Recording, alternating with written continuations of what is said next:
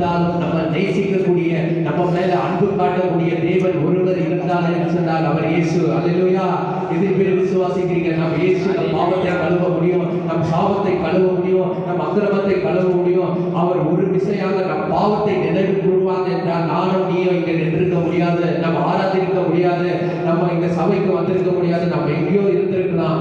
ஆனால் அந்த தேவன் நம்மை நேசிக்கிறவராகவும் அன்பு கூறுகிறவராகவும் அவர் தன் பிதாவை விட்டு பிரிந்தாலும் பிதாவின் சித்தத்தை செய்ய வேண்டும், நம்மளை பரலோகத்திலே சேர்க்க வேண்டும், நமக்கு நித்திய ஜீவனை தர வேண்டும் என்பதற்காக பிதா நமக்காக பரிந்து பேசிக் கொண்டிருக்கிறார். ஆனாலும் இந்த வார்த்தை படியில ஆனாலும் அவர் தன் வேதனையும் தன் போராட்டத்தையும் தன் பிதா தன் விட்டு பிரிவதை அவர் ஏற்றுக்கொள்ளாத இருந்தார். இந்த 4வது வார்த்தையிலே அவர் மிகுந்த வேதனையோடு, மிகுந்த சஞ்சலத்தோடு, மிகுந்த போராட்டத்தோடு, மிகுந்த வியாகுலத்தோடு அவர் பார்க்கிறதை நாம் பார்க்கிறோம் பிரியமானவர்களே. அதற்காகத்தான் அவர் சொல்லுகிறார், என் தேவனே என் தேவனே ஏன் என்னை கைவிட்டீர். அதே சங்கீதக்காரர் சொல்லும் போது, என் தேவனே ஏன் என்னை கைவிட்டீர், எனக்கு உதவி செய்யாமலும் என் வார்த்தைக்கு